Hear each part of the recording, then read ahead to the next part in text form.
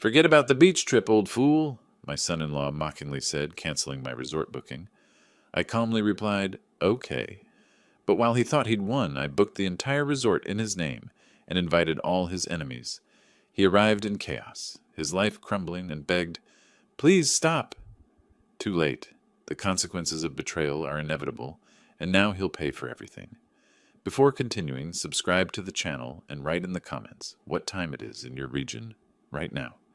The email notification pinged while I had my hands buried in the engine of my '67 Mustang. Oil-stained fingers, the smell of metal and grease, the hum of crickets through the open garage door. This was my sanctuary. Then I saw the subject line on my phone.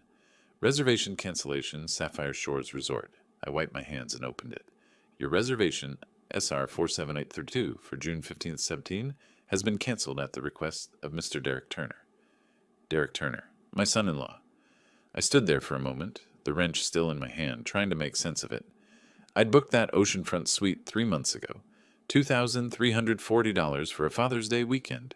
Just me, the water, and my camera. A chance to photograph the sunrise without anyone telling me I was wasting time. The house lights were on. Through the workshop window, I could see the terrace. Derek, his mother Merlin, and his business partner Scott, sitting around the outdoor table, wine glasses catching the porch light. They were laughing about something. I walked across the lawn toward them. The June evening was warm, sticky with humidity rolling in from the bay. My bay, my house. Though you wouldn't know it from the way they'd arranged themselves. Derek at the head of the table like he owned the place, Merlin holding court beside him, Scott with his feet up on my deck furniture. "Frank!" Derek saw me first, his smile too wide, too pleased with itself. "We were just talking about you." "I got an email," I said, keeping my voice level, "from Sapphire Shores." "Oh, that?" Derek waved his hand like he was swatting a fly. "Yeah, I had to rebooking the place. Frederick Walters, you know, the investor I've been courting for months? He finally agreed to a meeting, August 20th through 22nd. It's huge for the company. You canceled my reservation. Come on, Frank. You can go to the beach anytime. There's a perfectly good pier right here in Sarasota." He took a sip of wine. My wine, from my cellar. "This is business. Real business. Not," he gestured vaguely toward my workshop, "tinkering with old cars." Merlin leaned forward, her face arranged in what she probably thought was sympathy. "Forget about the beach trip, old fool. Derek is doing something important here. You understand, don't you? At your age, you should be taking it easy anyway." Scott snorted into his glass, trying to hide his laughter and failing. I looked at my daughter Valerie, who sat at the far end of the table, staring down at her plate.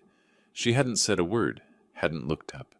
Her fingers twisted the stem of her wine glass around and around. "Valerie?" I said quietly. She glanced up, started to open her mouth, but Derek cut in. "Val knows how important this is. Right, honey? The Turner Strategic Solutions contract with Walters could save the company.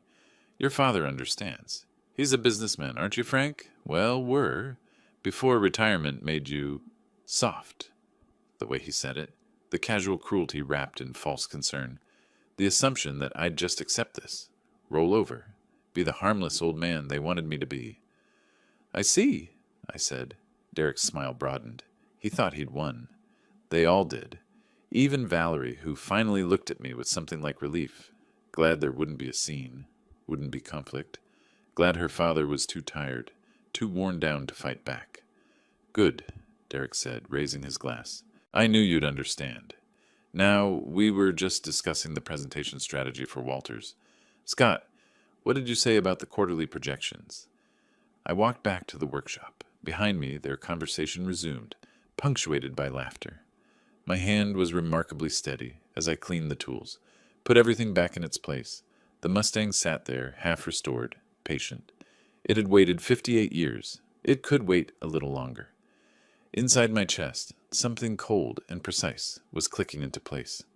I went to my room, the guest room now, apparently, though this was my house, bought with money I'd earned over 40 years in the hospitality industry. I opened my laptop. The email was still there. I read it again carefully. Then I opened my contacts.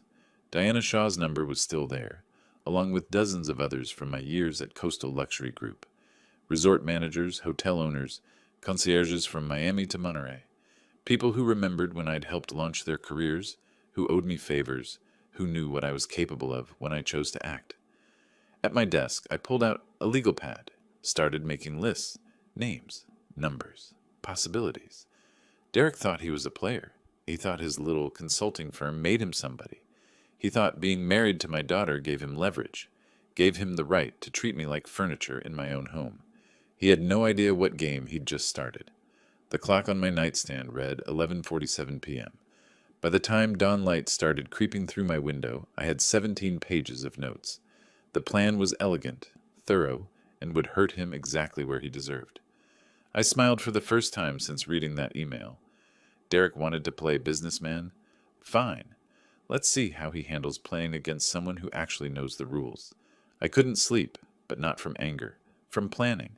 The kind of detailed, methodical planning I hadn't done since my last year at Coastal Luxury Group, when we'd orchestrated the acquisition of a competitor's entire resort chain through nothing but patience and well-placed phone calls. Around 4 a.m., I found myself thinking about the first time Derek had called me old fool. It wasn't to my face then. 2 years ago, Thanksgiving, I'd come back from the bathroom and heard him in the kitchen talking to Scott.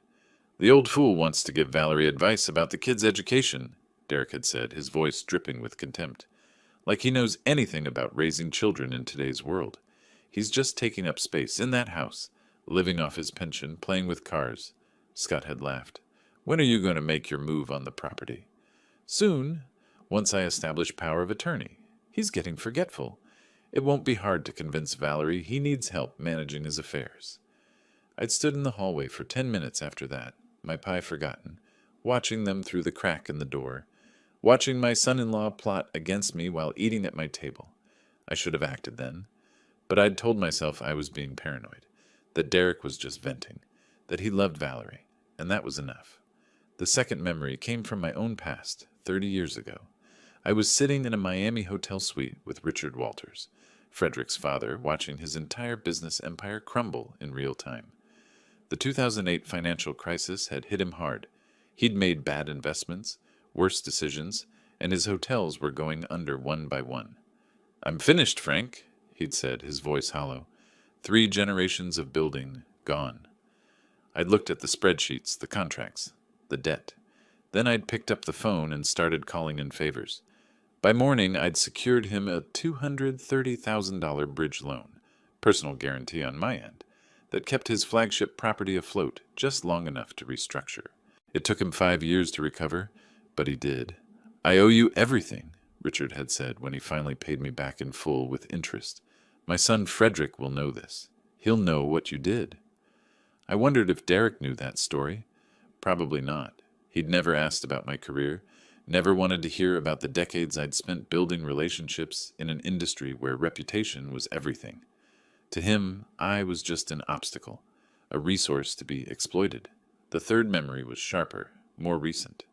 3 weeks ago, I'd walked into the living room and found Merlin showing Valerie a brochure for Sunset Haven, a senior living facility. She'd been highlighting prices with a marker.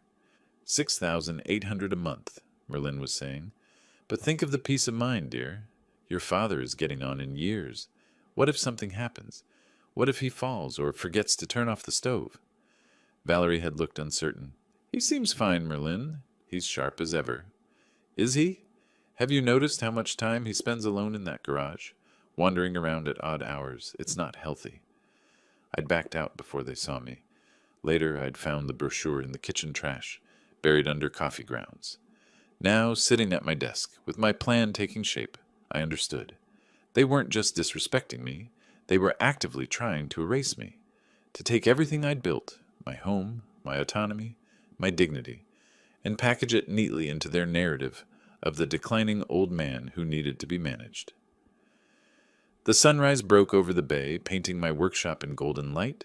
The Mustang sat there, still waiting. Unlike Derek, I understood patience. Unlike him, I understood that real power wasn't about forcing your way through situations. It was about knowing exactly which buttons to push, which relationships to activate, which dominoes to tip. I picked up my phone. First call, an old contact from my coastal days. someone who still worked in resort management. Second call, a private investigator I'd used years ago for corporate due diligence. Third call, well, that one would be special. That one would be to Diana Shaw at Sapphire Shores. Derek had canceled my reservation. That was fine. I had much bigger plans for that resort now. Plans that would make his little investor meeting look like a children's tea party. My hands were steady as I dialed. My voice was calm, professional, warm. This was the Frank Harrison that had built relationships across 40 years, that had saved Richard Walters' business, that had launched careers and created opportunities. Derek thought he'd humiliated me last night. He thought he'd put me in my place. He had no idea he'd just handed me the rope I needed. By Tuesday morning, June 2nd, I'd made 17 phone calls. By Wednesday, the private investigator was on retainer. By Thursday, Diana Shaw and I had an understanding that made me smile every time I thought about it. Derek wanted to play in the big leagues. Perfect. Let's see how he handles it when someone with actual connections starts playing back. Friday morning, June 6th, I drove to Miami. 3 hours down I-75, windows down, the Mustang's rebuilt engine purring like it remembered its glory days. I'd told Valerie I was visiting an old colleague. Not a lie, technically, just not the whole truth. The detective's report sat in my passenger seat. Michael Burns, the investigator I'd hired, had worked fast.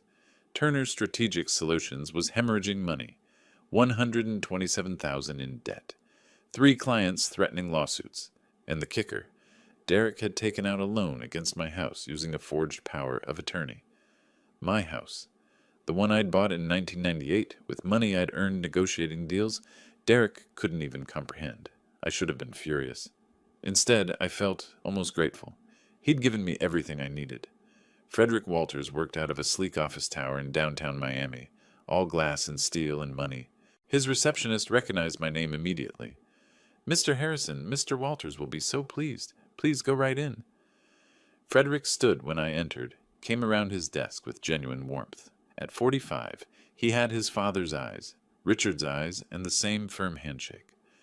"Uncle Frank," he embraced me, not the professional half-hug of business acquaintances, but real affection. "How long has it been? 3 years?" "4, I said. "Your father's funeral." His expression sobered. "I still miss him. Every day." He gestured to the leather chairs by the window. "He talked about you until the end, you know. What you did in 2008. How you saved everything." We sat. Miami sprawled below us, endless and glittering. I thought about how to approach this, then decided on the truth, or most of it. "I need to ask you about Derek Turner." Frederick's face shifted, the warmth cooling into something more professional. "Turner Strategic Solutions. He's been pursuing a meeting with me for 8 months. Very persistent." He paused. "Why?" "He's my son-in-law, married to my daughter Valerie 5 years ago." "Ah!" Frederick leaned back. "I'm sensing this isn't a reference call." "He canceled my Father's Day reservation at Sapphire Shores. Told me he needed it for a meeting with you. Then called me an old fool to my face." Frederick's jaw tightened. "I haven't agreed to any meeting." "I know. But he's told everyone at home that you have. He's banking everything on this deal with you. Literally. His company is drowning, and he thinks you're the life raft." "And you want me to?" I met his eyes. "I want you to come to Sapphire Shores on August 20th. Walk into whatever event he's hosting, and pretend you've never heard of Derek Turner or his company." Frederick was quiet for a long moment. Then a slow smile spread across his face. "You're not asking me to destroy him. You're asking me to let him destroy himself. In front of everyone who matters to him, yes. My father always said you were the most ruthless negotiator he'd ever met. He meant it as a compliment." Frederick stood, extended his hand. "It would be my pleasure, Uncle Frank. After what you did for my family, this is the least I can do." We shook on it. As I drove back to Sarasota, I felt something I hadn't felt in years, the sharp edge of competitive focus, the same feeling I'd had closing million-dollar deals, turning impossible situations into victories. Derek thought I was soft, finished, an old man playing with cars. He was about to learn the difference between playing businessman and actually being one. That evening I made more calls from my workshop. Marcus Jenkins, Derek's biggest competitor, answered on the second ring. "Mr. Jenkins? My name is Robert Chen. I'm Mr. Turner's new assistant." The lie came easily. I'm calling to invite you to an exclusive networking event at Sapphire Shores Resort, August 20th through 22nd. All expenses covered. Mr. Turner wanted to extend a personal invitation to key industry leaders. A pause. Derek Turner is inviting me to a networking event. The same Derek Turner who tried to poach my clients last year. Mr. Turner believes in professional reconciliation. He's hoping to mend bridges. Interesting. Jenkins sounded amused. You know what? Tell Derek I accept. This should be entertaining. 3 more competitors. Same script. Same results. By midnight, I'd invited everyone Derek had ever crossed, cheated, or insulted. 8 confirmations. 2 maybes. All of them curious about what Derek Turner was really up to. The house was quiet when I went inside. Through Valerie's bedroom door, I could hear Derek on the phone with Scott. Their voices low but excited. Walters confirmed for the 20th. This is it, man. This is everything. Once we close this deal, we can finally move forward with the other plans. Other plans? I already knew what those were. The forged power of attorney, the nursing home brochures, the systematic erasure of Frank Harrison from his own life. I kept walking. In my room, I added 8 more names to my list. The plan was coming together like a complex engineering project, each piece fitting precisely into place. Derek had spent 5 years undermining me, 5 years of small cruelties and casual contempt. He thought I didn't notice, thought I was too old, too tired, too irrelevant to fight back. What he didn't understand was that I'd spent decades in an industry where one wrong move could cost millions, where relationships were currency and reputation was everything, where patience wasn't weakness, it was strategy. And now all that experience, all those connections, all that careful cultivation of professional relationships was about to pay dividends Derek couldn't even imagine. I looked at my reflection in the bathroom mirror. Same gray hair, same weathered face, but behind my eyes something had changed. The old Frank, the accommodating father-in-law, the harmless retiree, was gone. In his place stood the man who'd built a career on knowing exactly how to make people regret underestimating him. The days after Miami fell into a careful rhythm. I maintained my usual routine, working on the Mustang, taking morning walks along the bay, being the docile old man they expected. But now I was watching, really watching, and once you start looking, you see everything. Tuesday evening, Derek and Scott were in the living room with spreadsheets everywhere. I brought them coffee, playing the helpful father-in-law, and glimpsed the numbers over Derek's shoulder. Revenue projections that were pure fantasy. Client lists that included companies that had already fired them. A house of cards built on lies and wishful thinking. Thanks, Frank, Derek said without looking up. His tone suggested I was the help. I smiled. Any time. Wednesday morning, Merlin cornered Valerie in the kitchen. I was in the hallway, technically out of sight. The attorney said we need Frank's signature on the guardianship papers by July 1st, Merlin said quietly. Once Derek's meeting with Walters goes well, we'll have the financial leverage to push harder. Frank can't live alone much longer. It's not safe. Guardianship papers? They were actually going through with it. Valerie's voice was uncertain. I don't know, Merlin. Dad seems perfectly capable. Sweetheart, you're not here during the day. I see him wandering around, confused. Yesterday he couldn't remember where he'd put his car keys. It took him 20 minutes to find them. A lie. I'd been in my workshop all day, but Valerie wouldn't know that. I walked back outside before they could see me. My hands were shaking, not from fear, but from the effort of staying calm, of not confronting them right then and there. But confrontation wasn't the play. Not yet. That afternoon, I had an appointment I'd been anticipating. Edward Glenn's law office occupied the corner of a professional building on Tamiami Trail. Glenn himself was 58, steel gray hair, sharp eyes that missed nothing. Mr. Harrison, pleasure to meet you. His handshake was firm. Your message mentioned some estate planning concerns? Several. I laid out the detective's report. The forged power of attorney. The loan taken against my house. The attempted guardianship filing. Glenn's expression darkened as he read. This is fraud. Criminal fraud.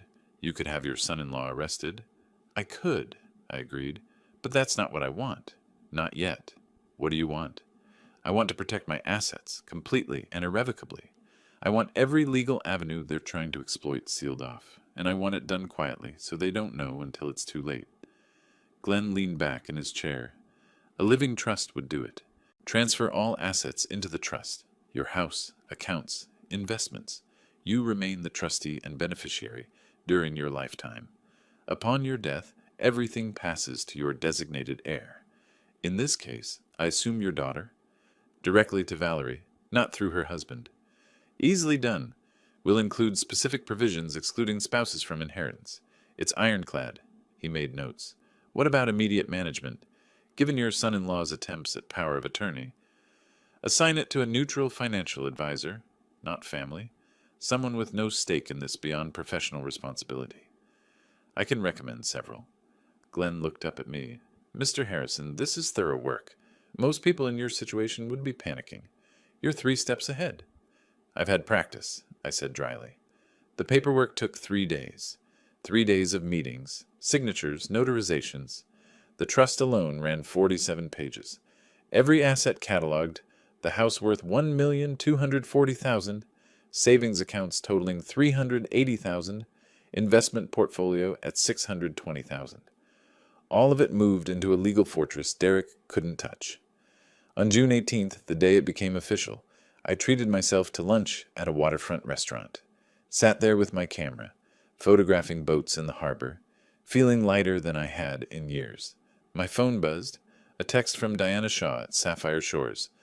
Conference room and 87 rooms confirmed for August 20th to 22. Name on file, Derek Turner. Total, $225,550 after loyalty discount. Looking forward to seeing you, Frank. Beautiful. Perfect. Absolutely perfect. That evening, Derek announced at dinner that everything was falling into place. The meeting with Walters was confirmed. The presentation was nearly ready. Turner Strategic Solutions was about to turn around. This is going to change everything, he said, raising his wine glass. My wine. To new beginnings. Merlin beamed at him. Scott clapped him on the back. Valerie managed a smile, though I caught her glancing at me with something that might have been guilt. To new beginnings, I echoed, raising my glass. Derek met my eyes across the table. For just a moment, I saw a flicker of uncertainty there, like he was trying to figure out why I wasn't resisting anymore, why I'd become so compliant. Then it passed. He smiled, satisfied that he'd finally broken me, finally put the old man in his place. I smiled back. Let him think whatever he wanted. In 3 months, he'd be standing in the lobby of Sapphire Shores, watching his entire world crumble around him. Every person he'd wronged, every competitor he'd underestimated, every lie he'd told coming home to roost all at once. And I'd be there, camera in hand, documenting every moment of his realization. That night, alone in my workshop with the Mustang, I allowed myself a moment of satisfaction. The car was coming along nicely. New carburetor installed last week, transmission rebuilt, paint job scheduled for July. Everything in its time, everything in its place, patience and precision. Derek had taught me something valuable, actually.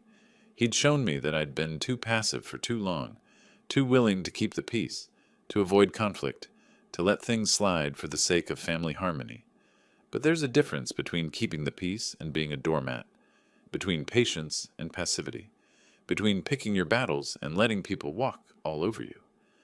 I'd picked my battle now, and when you spend your entire career learning how to win, you don't forget just because you retire. I ran my hand along the Mustang's hood. In 2 months, this car would be purring down the highway, restored to its former glory. Same with my life. Derek thought he'd won, thought he'd secured his future at my expense. July 1st arrived with the kind of oppressive Florida heat that makes everything feel heavier.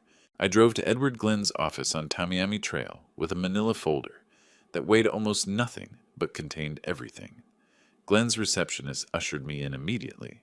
The lawyer stood when I entered. 58, steel gray hair, the kind of handshake that told you he didn't waste time on pleasantries when there was work to do.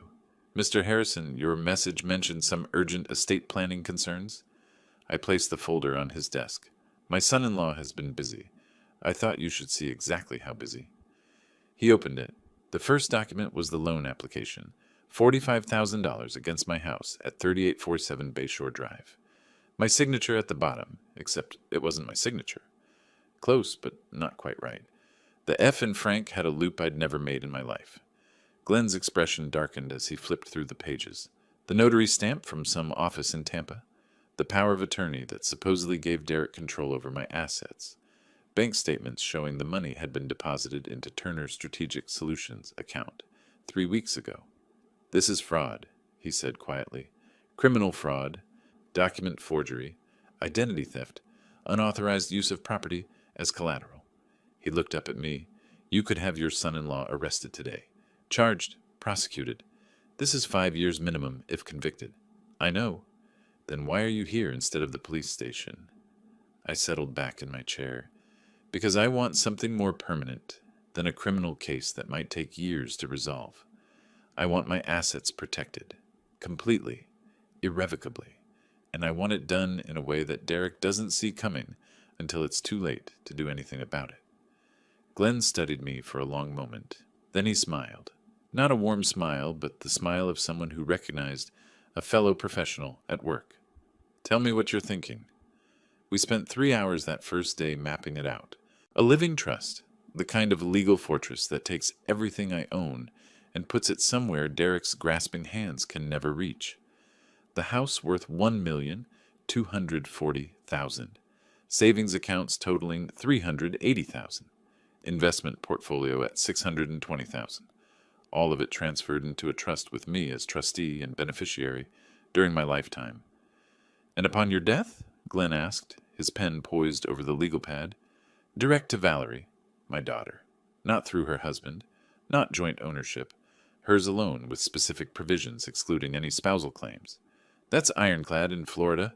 We can make it unbreakable. He made notes. What about immediate management? Given the circumstances, we should establish a power of attorney to someone who isn't family. Can you recommend a financial advisor? Someone with no stake in this except professional responsibility? Several. I'll have you meet with them this week. The paperwork took time.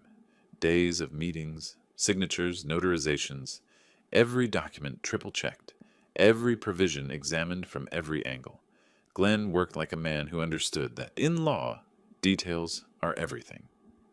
On July 10th, while Derek and Scott were at the office, presumably working on their presentation for Walters, I met with Margaret Chen, the financial advisor Glenn recommended. 62, sharp eyes, a reputation for managing estates worth 10 times what mine was worth. Mr. Glenn briefed me on the situation, she said as we sat in her downtown office. Your son-in-law attempted to defraud you. You're protecting your assets. Straightforward. Can you take it on? I can, but I need you to understand something. Once we execute these documents, you're declaring war. Your son-in-law will know someone is protecting you legally. He'll escalate. I thought about that. About Derek's face when he realized his careful plans were falling apart. About Merlin's shock when she discovered the nursing home scheme wouldn't work. About Scott's panic when he understood his cut of my inheritance had evaporated. Let him escalate, I said. I'm ready. We signed the documents on July 15th. 47 pages of legal language that essentially said Frank Harrison's assets are his own, protected by law, and Derek Turner can't touch a single dollar of it. The next step was riskier. Glenn had reviewed the forged documents and found the notary who'd stamped them, a woman named Patricia Vance, who worked out of a strip mall office in Tampa.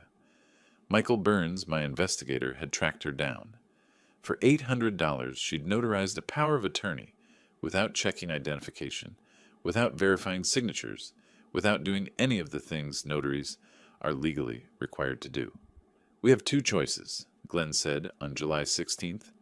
Criminal complaint or civil lawsuit against the bank that accepted the fraudulent collateral. The bank, I said, faster, cleaner, and more immediately painful for Derek. Glenn's smile was sharp. I was hoping you'd say that. The lawsuit was filed on July 17th. Glenn moved fast, emergency motion for immediate relief, citing fraud and the bank's failure to properly verify documentation before issuing a $45,000 loan. We had everything, the forged signatures, the testimony about the notary, the timeline showing Derek had deposited the money the same day the loan was approved. The bank's lawyers took one look at our evidence and folded like a cheap tent. Settlement offer arrived July 18th. They would immediately void the loan, demand full repayment from Derek within 45 days, issue a formal apology, and pay my legal fees.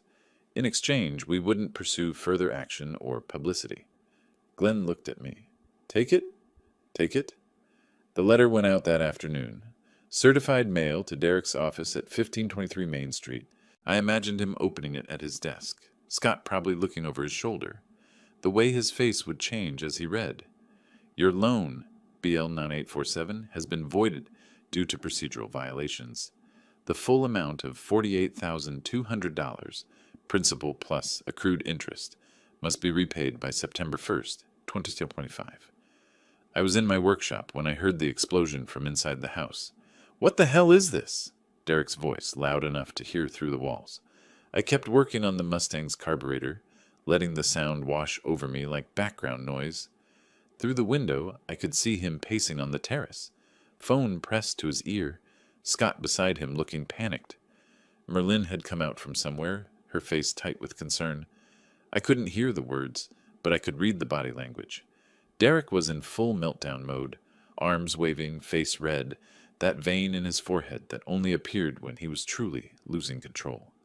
Scott kept trying to calm him down.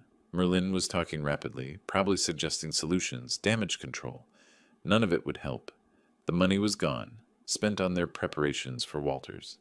The new office furniture, the presentation materials, the deposit on the conference room at Sapphire Shores, whatever else they'd thought they needed to look successful. And now the bank wanted it all back in 6 weeks. I allowed myself a small smile as I tightened a bolt. This was just the opening move. The real game was still to come. That evening at dinner, Derek barely spoke. His jaw was clenched so tight I thought his teeth might crack. Merlin kept shooting me suspicious glances, like she was trying to figure out if I had anything to do with their sudden reversal of fortune. Valerie noticed. Is everything okay? Fine, Derek said sharply, then softer, remembering his mask. Just some business complications.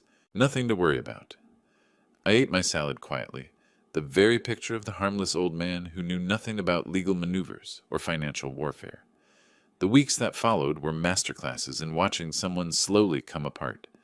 Derek, Merlin, and Scott spent July scrambling. I'd see them huddled in the living room late at night, laptops open, papers scattered everywhere, hear the urgent phone calls at odd hours, watch as they sold things. Scott's BMW disappeared first, replaced by a 10-year-old Honda. Merlin's jewelry started vanishing piece by piece. They took out another loan, $52,000 at 18% interest. I knew because Scott left the paperwork on the kitchen counter one morning, and I photographed it with my phone while pretending to make coffee. The walls were closing in on them, and they didn't even know I was the one pushing. August 3rd, I was in the workshop, finishing the Mustang's new paint job, deep blue, the color it had been when it rolled off the assembly line in 1967, when I heard footsteps behind me. Scott stood in the doorway, looking uncomfortable. His usual smugness had eroded into something more desperate. Mr. Harrison, can I talk to you for a minute? I didn't look up from buffing the hood. You're talking. Right. Listen. He came closer, hands in his pockets, trying to look casual and failing. Derek and we realize things have been tense lately. Maybe we came on too strong about the power of attorney thing, and the nursing home discussions. That was Merlin's idea mostly, and get to the point, Scott. He swallowed.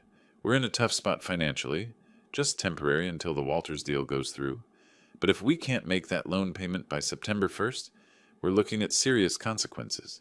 So I was wondering, maybe we could work out some kind of arrangement, a short-term loan from you. We'd pay you back with interest once. No. The word hung in the air between us. Scott's face went through several expressions. Surprise, confusion, then a flash of anger he quickly tried to hide. Mr. Harrison, I don't think you understand. If Turner Strategic Solutions goes under, that affects Valerie too. Your daughter, your grandchildren, we're family. I finally looked at him, really looked at him until he shifted uncomfortably. Family, I repeated. Interesting word choice, Scott. Is that what you were thinking about when you paid that notary $800 to forge my signature? When you convinced Derek to take out a loan against my house without my knowledge? when you and Merlin were planning which nursing home to ship me off to. The color drained from Scott's face. His mouth opened, closed, opened again. No words came out, just this strangled sound, like he was choking on his own tongue.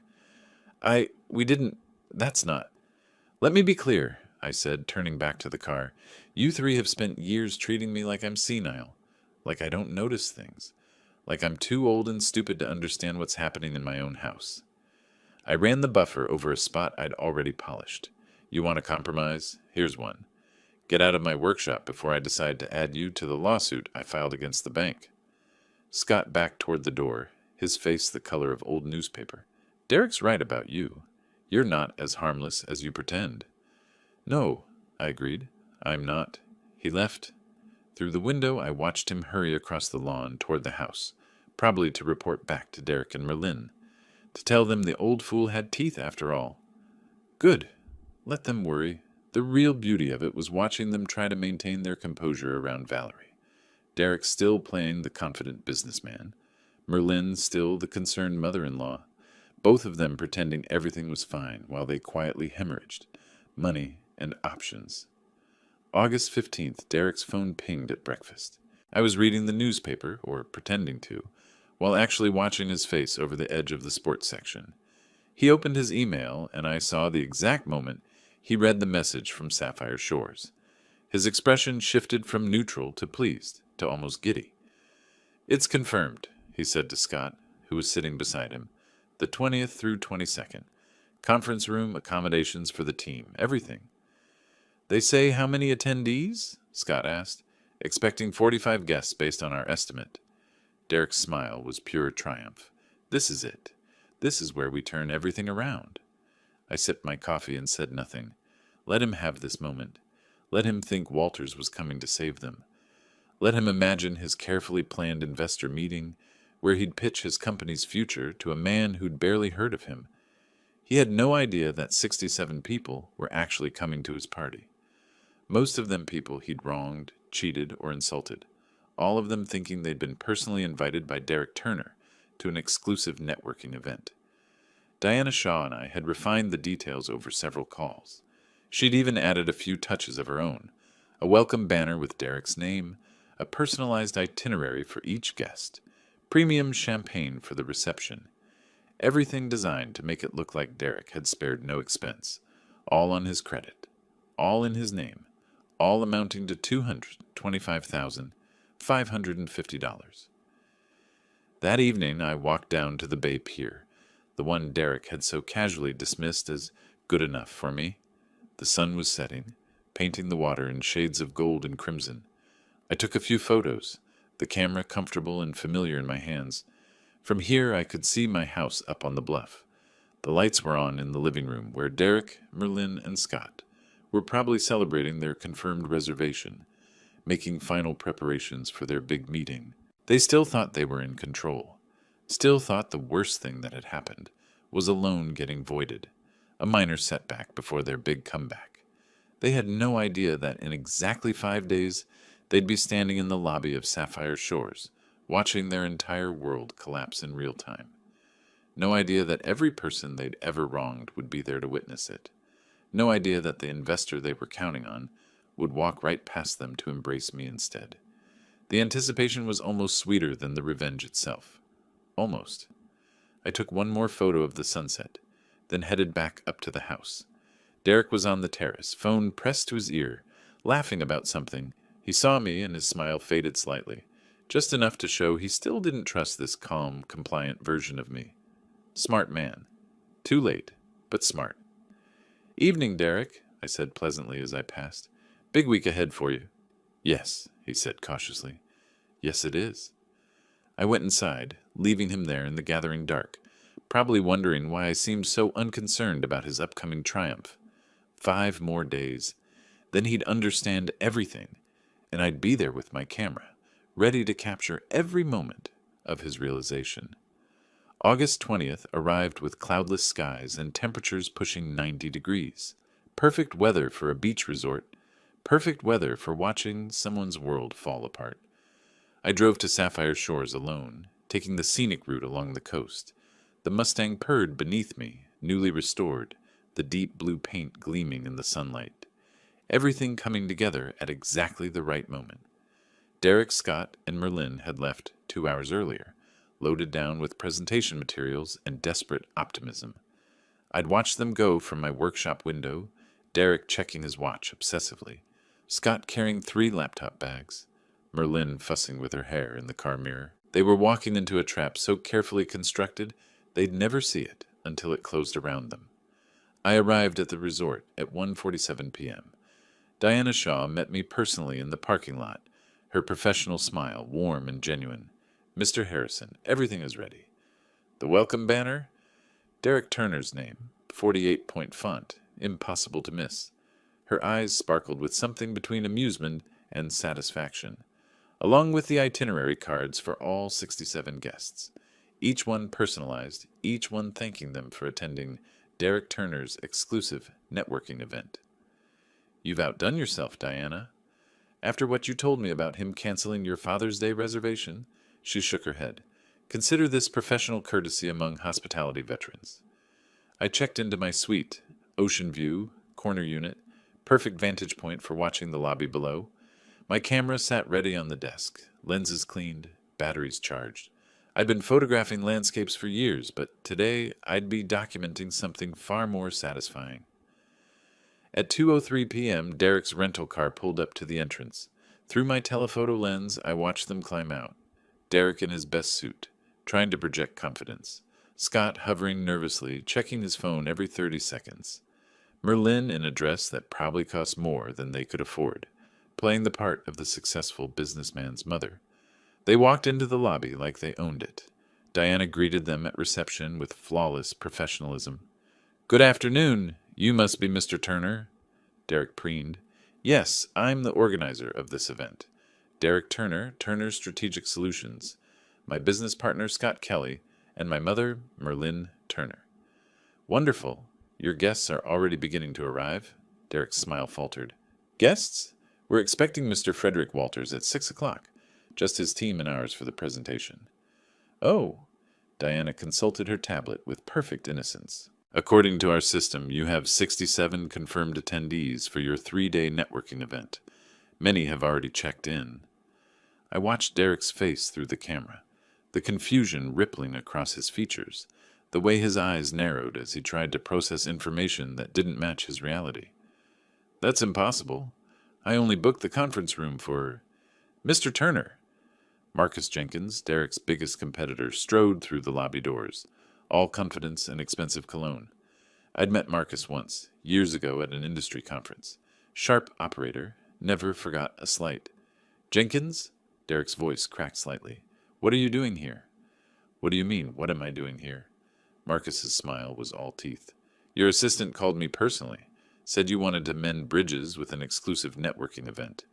I have to admit, I was skeptical, but the invitation was too interesting to pass up." "My assistant?" Derek shot a panicked look at Scott. "We don't have an assistant." Behind Marcus, 4 more people entered. I recognized 3 of them from my research.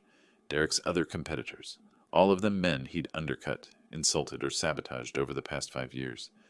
The 4th was a woman in her 50s carrying a reporter's notebook, Sarah Collins, business journalist for the Sarasota Herald-Tribune.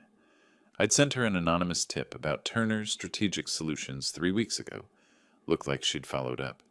Derek's face had gone from confused to pale. "This is some kind of mistake. Diana, can you check the reservation? I only booked Mr. Turner." Diana's smile never wavered as she turned her tablet to show him. "All 87 rooms of Sapphire Shores Resort have been reserved in your name for August 20th through 22nd. 3 days, full property buyout. The contract was signed on June 5th. "What?" The word came out strangled. "That's impossible. I never... The cost alone would be $225,550, Diana said pleasantly.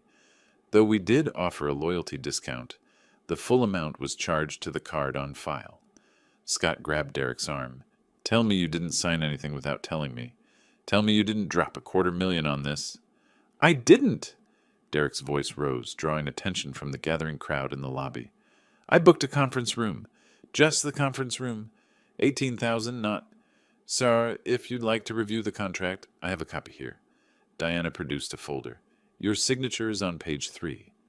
I watched through the lens as Derek snatched the folder, his hands shaking. He flipped to page 3, and even from my position 5 floors up, I could see the blood drain from his face. It was his signature, close enough that most people would never notice the subtle differences. Close enough that I'd needed to practice it 15 times before Edward Glenn's contact at the law firm had gotten it perfect enough to pass casual inspection. This isn't... I didn't... Derek looked around wildly, like he was searching for someone to blame. His eyes landed on Scott, on Merlin, on the growing crowd of unwanted guests. Who did this? The elevator chimed. I stepped out into the lobby. Linen suit pressed, camera around my neck, every inch the retired professional enjoying a beach resort. Derek saw me. His entire body went rigid. You, he whispered. I walked toward the reception desk, nodding pleasantly at Diana. Diana, thank you for the wonderful accommodations. The suite is perfect. Always a pleasure, Mr. Harrison. Derek's mouth worked soundlessly for a moment. Then he found his voice, loud enough to echo through the marble lobby. You! This was you! Every eye in the room turned to us. I looked at him with mild surprise. Derek, I didn't know you'd be here. What a coincidence. Coincidence? His face was shifting from pale to red, veins standing out on his forehead. You set this up. You canceled my real reservation and made this... I canceled your reservation. I let confusion color my voice. Derek, I believe you canceled mine back in June. For Father's Day, remember? You said I should forget about the beach trip, that I was just an old fool who could make do with the local pier. The silence that followed was exquisite. Marcus Jenkins raised his eyebrows. Wait, this is your father-in-law? The one you were talking about at the chamber meeting? Derek's eyes widened. That wasn't... You said he was senile, Marcus continued, warming to his topic, that he couldn't manage his own affairs, that you were doing him a favor by taking control of his assets. Several people had their phones out now, recording. Sarah Collins was writing rapidly in her notebook. That's not... I was misquoted? Derek spun to face me, desperation and rage warring in his expression. What did you do? What the hell did you do? I smiled. It wasn't a warm smile. I didn't cancel your reservation, Derek. You booked the conference room all by yourself. I simply made sure your event was everything it deserved to be. All your competitors in one place. The clients you defrauded. A few journalists interested in your business practices. I paused. Oh, and I invited Frederick Walters, too. Though I should mention, he's not here for you. Walters? Hope flashed across Derek's face. He's still coming. He'll be here at 6. We have dinner reservations. The hope died as comprehension dawned. We? Frederick and I go back years. I saved his father's business in 2008. He's always been very grateful. I adjusted my camera. You know, Derek, you were right about one thing. I am old, but I spent those years learning how business really works, how relationships matter, how trust and reputation are worth more than any deal you can force through deception. Scott had backed away from Derek, his face gray. Merlin clutched her purse like it was a life preserver, and Derek just stood there, finally understanding the magnitude of what had happened. You... He took a step toward me, hands clenched. You destroyed everything. Our business, our reputation, our... No. The word came out cold and final. You destroyed it. I simply made sure everyone could watch. The next few hours were chaos professionally packaged as a networking event. Derek, Scott, and Merlin tried damage control, tried to explain to the arriving guests that this was all a misunderstanding, that they hadn't actually invited Derek's competitors and the clients he'd wronged. But every guest had an email invitation with Derek Turner's name on it. Every guest had received a confirmation call from Derek's assistant. Every detail pointed back to him. At 4:30 p.m., I was on the terrace photographing the ocean when Scott found me. His face had aged 10 years in 2 hours. Please, he sat down without being invited, hands clasped between his knees. Please, Mr. Harrison, this is going too far. Derek's going to lose everything. The business, his marriage. His marriage was lost the moment he forged my signature to steal from me, I said, not lowering the camera. The business was lost when he built it on lies. I'm simply documenting the consequences. We can fix this. We'll pay back the loan. With what money, Scott? I finally looked at him. You're already underwater. 127,000 in existing debt, plus the 52,000 you borrowed at 18%. Now add 225,000 for a resort you can't afford, plus the 18,000 for the conference room Derek actually booked. That's $422,650. Where exactly were you planning to find that? Scott's face crumbled. We thought Walters was supposed to... Frederick Walters was never going to invest in Turner Strategic Solutions.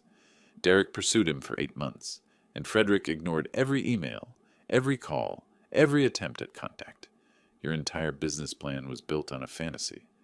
You could have just said no when we asked for power of attorney. You didn't have to...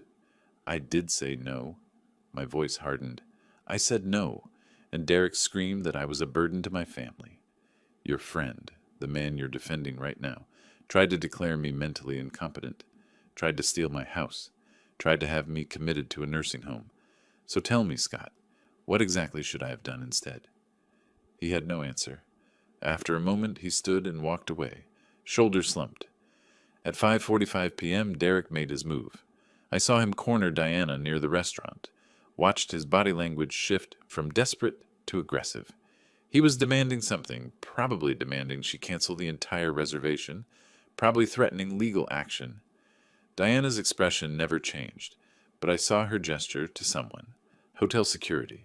2 large men in subtle uniforms.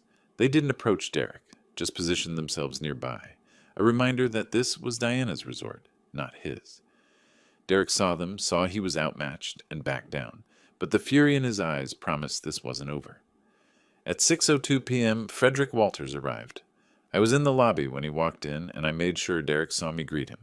Saw the embrace, the genuine warmth, the easy friendship of 2 men who actually respected each other.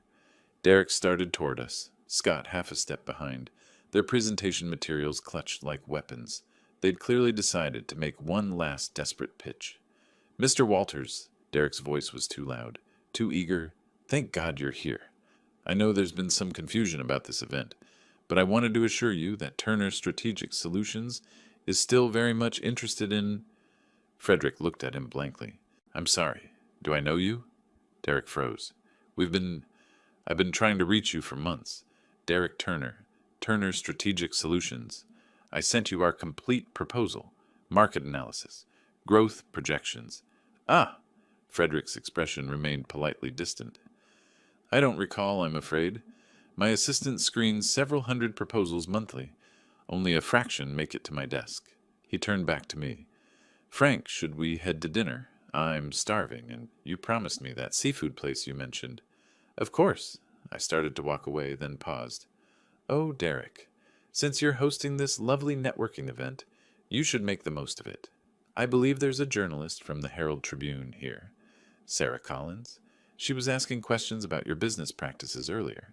Might be a good opportunity to clarify some things. Derek's face went through several colors before settling on a sickly gray. As Frederick and I walked to the restaurant, I heard Sarah Collins' voice behind us. Mr. Turner, I'd love to get your comment on the forged power of attorney documents that were filed with the bank.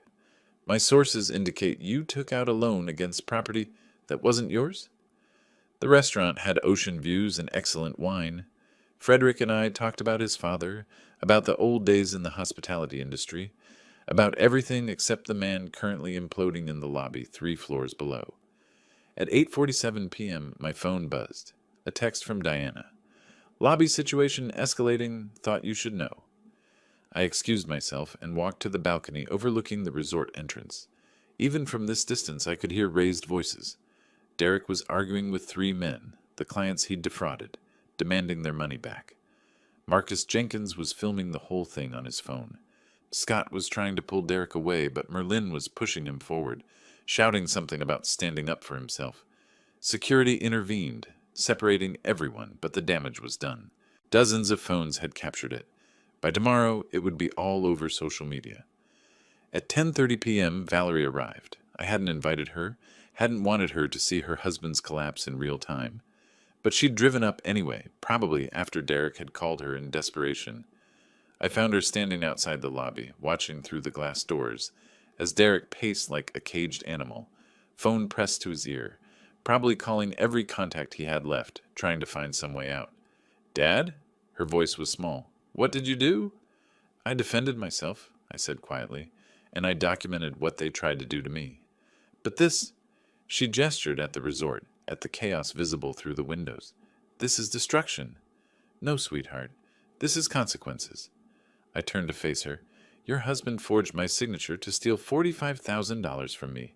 He tried to have me declared incompetent. He and Merlin were actively planning to put me in a nursing home and take everything I've worked for.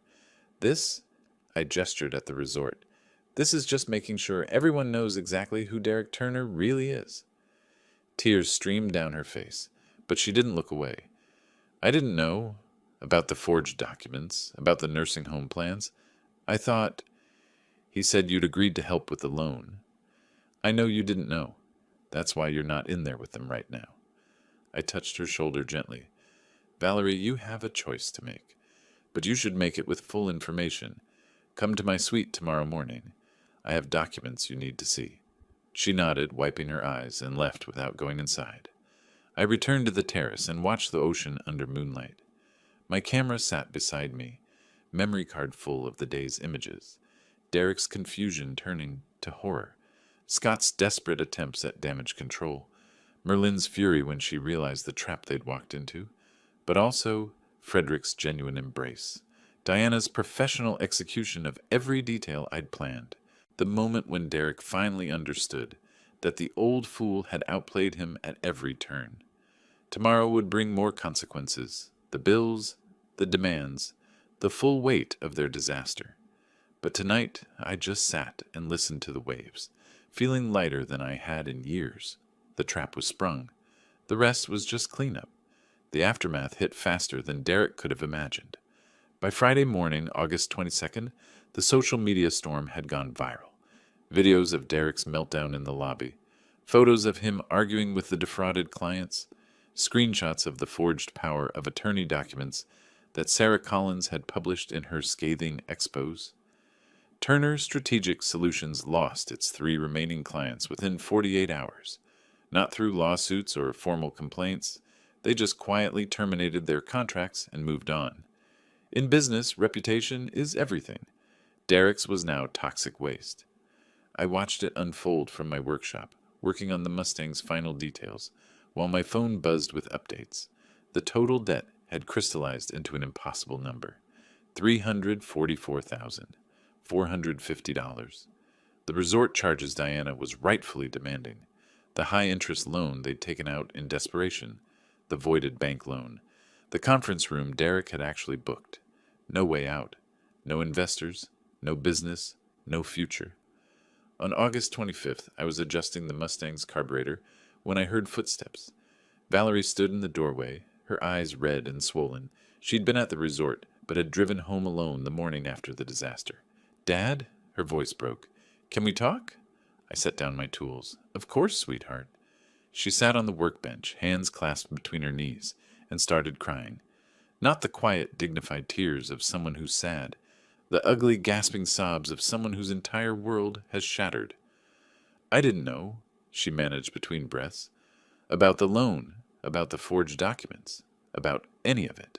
Derek told me you'd agreed to help, that you wanted to contribute to his business because you believed in him. I thought—" She wiped her eyes. "I thought you were finally accepting him." I moved to sit beside her, close but not touching, letting her control the space. "He manipulated you, Valerie. For years. That's what he does. Finds what people want to believe and feeds it to them. But the nursing home brochures, the guardianship papers, Merlin said you were getting forgetful, that we needed to protect you. I was meeting with lawyers and investigators. That's why I was forgetful and wandering at odd hours." I pulled out the folder I'd been keeping in my desk drawer, set it on the bench between us. "You should see this. All of it. Not because I want to hurt you more, but because you need to understand what almost happened." Her hands trembled as she opened it. The first document was the forged power of attorney, my signature expertly faked, but not quite right. Then the bank records showing the $45,000 loan taken against my house. Scott's text messages about getting the old man out of the way. Merlin's emails discussing which nursing home would be least likely to let him contact Valerie. With each page, Valerie's face shifted, shock to horror to something harder. Colder. They were going to put you away, she whispered. Take everything. And I almost helped them. You didn't know. They made sure you didn't know. But I should have. She looked at me, tears streaming again, but her jaw set. You're my father. I should have protected you. Instead, I let my husband steal from you. I let his mother poison me against you. I let that happen. Valerie? No. She stood, the folder clutched in her hands. No, Dad. I need to own this. I chose Derek. I chose to believe him over you. I chose to ignore all the signs because I was too scared to admit I'd made a mistake. She took a shaky breath. What do I do now? I stood too, facing her. That's your choice, but you should make it with full information. Derek isn't going to change. This disaster won't teach him humility or honesty. He'll find someone else to blame, some other victim to exploit. The question is whether you want to be there when he does. She nodded slowly. Then she left, still carrying the folder. 3 days later, August 28th, Derek showed up at the house with flowers and desperation. I was in the workshop when I heard his voice on the terrace, loud and pleading. Valerie, please, we can fix this. I'll make it right, I swear. Just give me another chance. One more chance. Through the window, I watched her stand there, arms crossed, face expressionless. Another chance? Her voice was ice. You've had 5 years of chances, Derek. Every time I questioned something, you had an explanation. Every time something felt wrong, you convinced me I was imagining it. Every time I defended my father, you made me feel like I was choosing him over our marriage. I was under pressure. The business was failing. I panicked. I made mistakes. You forged my father's signature to steal from him. You tried to have him declared incompetent. You and your mother planned to lock him in a nursing home and take everything he worked for. She stepped closer, and even from 50 yards away, I could see Derek flinch. Those aren't mistakes. That's who you are? Valerie, I love you. No, you love what I represented. My father's money, his connections, his house. But you never loved me. If you had, you wouldn't have spent 5 years lying to my face. She went inside. Derek stood there for a moment, then tried to follow. The door locked before he reached it. That evening, I found the divorce papers on my desk with a note. Can you recommend a good lawyer? I called Edward Glenn. September arrived with cooler temperatures and a sense of things coming to an end. The legal machinery ground forward with inevitable momentum. Derek's case for the forged power of attorney went to court on September 3rd. Scott, desperate to save himself, had turned state's evidence, testifying against Derek in exchange for immunity. Watching Scott throw his best friend under the bus would have been satisfying if it hadn't been so predictable. Derek pleaded guilty. The judge gave him 2 years probation and ordered restitution of $53,400 to me for the legal fees, investigator costs, and damages. Money he'd never have. Turner Strategic Solutions filed for bankruptcy the same day. The office on Main Street closed. The fancy furniture sold at auction for pennies on the dollar. Merlin moved out of my house on September 5th. I watched from the terrace as she loaded her belongings into a rusted sedan, her face twisted with barely suppressed rage. She'd said nothing to me since the resort disaster, but her glares spoke volumes. I was the villain in her story, the cruel old man who destroyed her perfect son's bright future. I didn't bother correcting her. Some people never learn. Scott fled to Texas on September 7th. I heard through the grapevine he was working at a car dealership in Austin, telling anyone who'd listen that Derek had dragged him into the whole mess. Maybe he even believed it. Derek held on until September 10th. He'd been living in a cheap motel near the airport, burning through what little savings remained. I knew this because Valerie's lawyer had kept me updated on the divorce proceedings. That Tuesday morning, I was in the workshop giving the Mustang its final polish, when I heard an engine outside. An old Honda, rusty and dented, pulled into the driveway. Derek climbed out, looking 10 years older than he had 3 months ago. His suit was wrinkled, his hair unwashed, his eyes hollow with sleeplessness. He stood there for a long moment, staring at the house, his former home, his lost empire, his shattered dreams. Then he walked to the workshop. I kept polishing, not looking up, letting him come to me. "You destroyed my life." His voice was flat, empty of everything except exhaustion. "No," I said, buffing the spot on the hood. "I simply stopped pretending I didn't notice what you were doing. You set me up. The resort, the guests, Walters. You orchestrated everything." "I orchestrated consequences." I finally looked at him. "You forged my signature. You stole from me. You tried to have me declared incompetent and locked away. What did you think would happen?"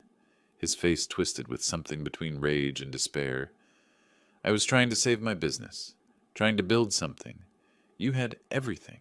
The house, the money, the connections, and you were just wasting it, playing with cars, taking pictures. I could have used those resources to... To what? Build an empire on lies and fraud." I set down the cloth. "Derek, you want to know the real difference between us? It's not age or experience or connections. It's very simple. I never confused taking advantage of people with doing business. You did. And that's why you're standing in my driveway with nothing while I'm still here with everything that matters." He opened his mouth, closed it, opened it again. "I have nowhere to go." "That's not my problem. Valerie won't even talk to me. My mother won't return my calls. Scott sold me out. I have nothing. You have exactly what you earned." I picked up the cloth again. "And Derek, one more thing. Remember this. Never underestimate the old fool who spent decades in an industry where one wrong word costs millions. You played at being a businessman. I was one. You had the skills of an amateur. I had the experience of a professional. That was always going to end only one way." His face went through several expressions: denial, rage, grief, acceptance. Before settling on empty resignation, he turned and walked back to the Honda, shoulders slumped, defeated in every line of his body. I watched him drive away, felt nothing.